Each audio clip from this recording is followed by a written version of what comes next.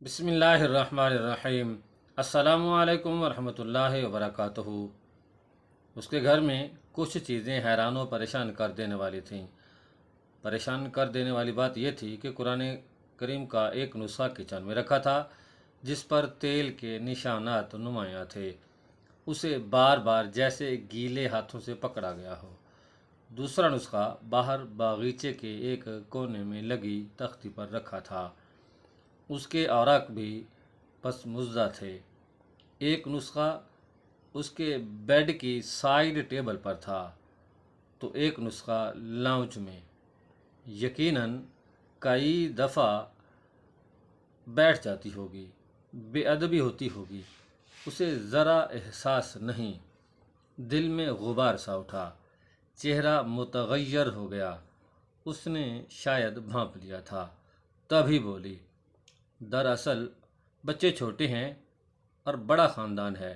بے تحاشا مصروفیات میں ایک جگہ بیٹھ کر قرآن سے استفادہ کا موقع نہیں ملتا، اس لیے جگہ جگہ قرآن رکھ دیے ہیں۔ جہاں ذرا گنجائش ملتی ہے اٹھا کر پڑھ لیتی ہوں۔ دراصل باجی مسئلے بھی تو دن میں ہزاروں طرح کے پیش آتے ہیں اور حل اسی میں ملتے ہیں۔ میں کچھ سمجھ نہ پائی۔ وہ گویا ہوئی، باجی اللہ نے قرآن کریم میں ہر مسئلے کا حل بتایا ہے۔ یہ بات میرے ابا نے مجھے بتائی تھی۔ انہوں نے کہا، اس سے دوستی کر لو، ہر معاملہ اس سے پوچھا کرو، یہ کتاب تمہیں جواب دے گی، تمہارا ہر مسئلہ حل کرے گی۔ بس یہی سہیلی ہے میری، اسی سے پوچھتی ہوں سب کچھ، اور یہ کتاب ہر مسئلے کا حل بتا دیتی ہے۔ کئی مسئلے چند آیات ہی سے سلجھ جاتے ہیں۔ ان آیات پر میں نے ریڈ مارکنگ کی ہوئی ہے۔ جب مسئلہ پیش آئے تو ان ساری آیات کو جلدی سے کھنگال لیتی ہوں۔ کبھی زیادہ وقت بھی لگتا ہے اور کبھی کھولتے ہی میرے مسئلے کا حل سامنے مل جاتا ہے۔ تب میرے آنسو بہنے لگتے ہیں رب کی محبت میں۔ بس اس لیے ان نسخوں کی یہ حالت ہے۔ مثلاً کل ہی میری نند آئی ہوئی تھی، کھانا کھلا کر کچن کی طرف جا رہی تھی کہ اس کی کچھ باتیں کانوں میں پڑیں۔ غصے سے بری حالت ہوئی، اتنی مشقت اور پھر یہ جزا، ایسے میں کیا کروں؟ قرآن کھولا، ایک آیت سامنے تھی، برائی کو نیکی سے رفع کرو جو بہترین ہو۔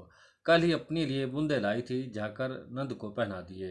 اس کی حالت دیکھنے والی تھی، وہ کچھ دیر دیکھتی رہی پھر رو پڑی۔ میں نے اسے گلے لگایا، بولی، بھابھی سسرال میں منفی ماحول نے منفی بنا دیا ہے، معاف کر دینا مجھے، آپ واقعی بہت اچھی بھابھی ہیں، بہنوں سے بھی بڑھ کر۔ اللہ تمہیں خوش رکھے، آباد رکھے۔ عجیب سرشاری عطا ہوئی۔ اب جب آپ آئے میں کھانا بنا چکی تھی، دل میں خیال آیا کیسے پورا ہوگا۔ اتنے میں قرآن کھولا، لکھا تھا، اگر شکر کرو گے تو میں بڑھا دوں گا۔ میں نے پریشانی ہٹا کر شکر ادا کیا۔ فریج میں دیکھا مٹر رکھے ہیں، چاول نکالنے لگی کہ پڑوس سے بریانی کی ڈش آ گئی۔ میاں آفس سے آتے حلیم ساتھ لیتے آئے، یعنی اللہ نے فوراً ہی مسئلہ حل کیا، بندوبست کر دیا۔ بس باجی ہر مشکل لمحے میں میرا رجوع اسی کی طرف ہوتا ہے۔ کووڈ میں میاں کا کام چھوٹ گیا، بڑی پریشانی ہوئی۔ قرآن کھولا تو لکھا تھا، استغفار کرو بدلے میں تمہیں بارش بھی دوں گا، مال اور آلات کو بڑھا دوں گا اور باغات اور نہریں عطا کروں گا۔ میں تو حیران رہ گئی، استغفار کے اتنے بڑے فائدے۔ سب گھر والوں کو جمع کیا، ایک دوسرے سے معافی تلافی کی، پھر سوچ سوچ کر اس شخص سے معافی مانگی جس سے گمان تھا کہ ہم نے کوئی زیادتی کی ہوگی۔ ساتھ ہی زبان سے بھی استغفر اللہ کہتے رہے۔ سید الاستغفار کا بھی ورد رہا۔ آپ یقین جانو 3 دن کے اندر ہی اس کے اثرات ظاہر ہوئے۔ ایک خاندان سے عرصہ سے ناراضگی تھی، معافی تلافی کے بعد وہ سب گھر آئے۔ باتوں باتوں میں اس نے لیدر کمپنی کی پوسٹ خالی ہونے کا ذکر کیا۔ ان کے تجربے کی بنیاد پر 3 گنا تنخواہ اور کئی سہولیات کے ساتھ ان کی جاب پکی ہو گئی، اور ناراض لوگوں کے راضی ہونے سے جو سکون اترا اس کا تو اندازہ ہی نہیں۔ کتنی برکتوں کی بارش اور خوشیوں کے باغ گویا ہاتھ آ گئے۔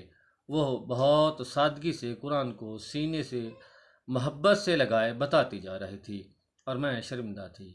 آج تک قرآن سے ایسا سہیلی والا تعلق نہ تو بنا تھا اور نہ ہی ایسی رہنمائی میسر تھی۔ اب دل کا غبار ندامت میں ڈالا تو آنسوؤں کی صورت بہنے لگا۔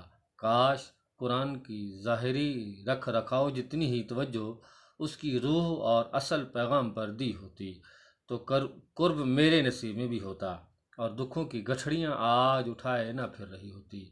میں مقدس جان کر اس کے اصل پیغام سے ہی محروم ہو گئی۔